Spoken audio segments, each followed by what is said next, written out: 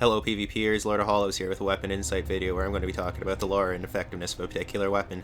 Today I'm going to be talking about the Black Knight Sword. To acquire this particular weapon you must go to the Demon Ruins bonfire. From there you go into the bottommost hallway where the guys are shooting fireballs at you. Journey to the very end of the hallway while doing your best Super Mario impression. Hit the illusionary wall and behind the Black Knight will be your weapon awaiting you.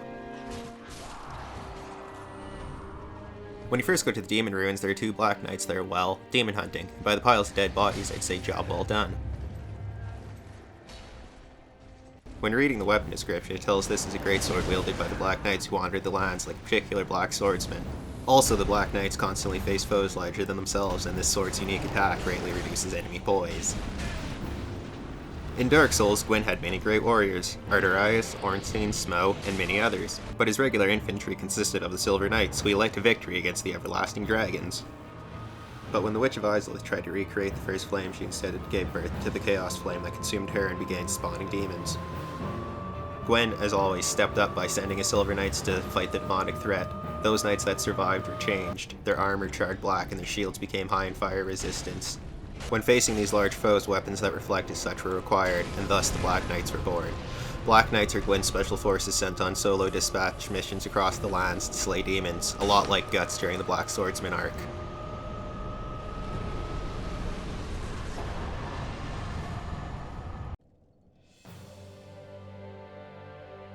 This weapon's moveset is pretty standard with your R1, R1, R2, R2, charged R2 attacks,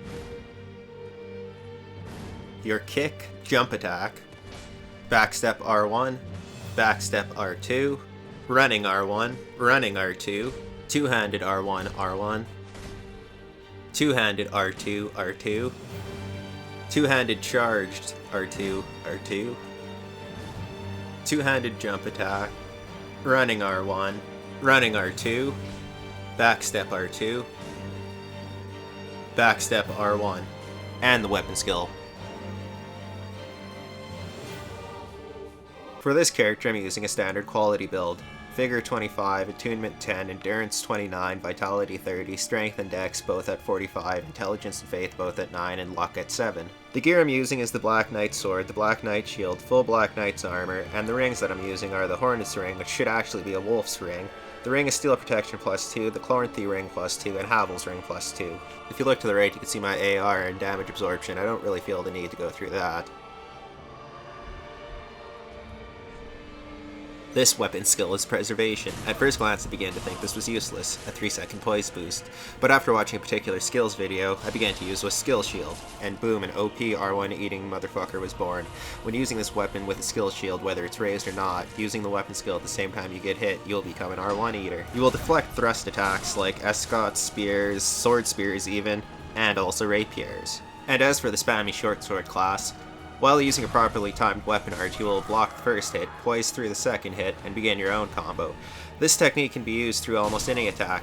I have tanked Ultra Great Sword stomp attacks, Curved Great Sword spin attacks, Sword Spear lightning strikes, and Dragon Slayer Great Axe weapon skills. The Combo Breaker is an unknown second ability or purpose of the weapon art that nobody really utilizes. When timed properly, the weapon art will actually act as an interrupt, allowing you to get your own combo in on the enemy. This has quickly become my trump card in PvP, allowing me to win most matches with very little effort, except for the few professionals that actually know what I'm doing. If you misjudge your enemy's movements or mistime the weapon skill, it is easy to get a backstab punish on it. If you learn to bait your opponent into trying to hyper armor through your attacks by doing a running weapon art, or by just randomly swinging into the air, it's easy to get the combo punish. Besides the weapon arts, other strats I like to use for this weapon are the two-handed R1 hyper armor is really fast and tanky, so the exchanges with it are usually brutal if you land the 2-hit stun lock. The R2 attacks are timed a bit slower than the R1 attacks, so they combo nicely after landing the 2-hit stun lock.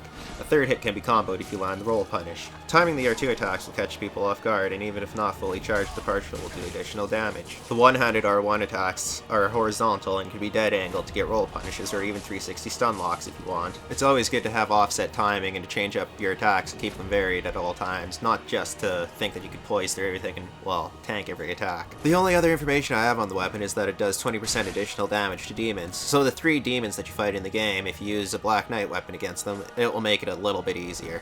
And that concludes this insight video. If there's anything I missed or if you guys have any discrepancies with what I said, leave a comment down below. And if you liked the video or found it at all useful, don't forget to like and subscribe. Stay salty, my friends.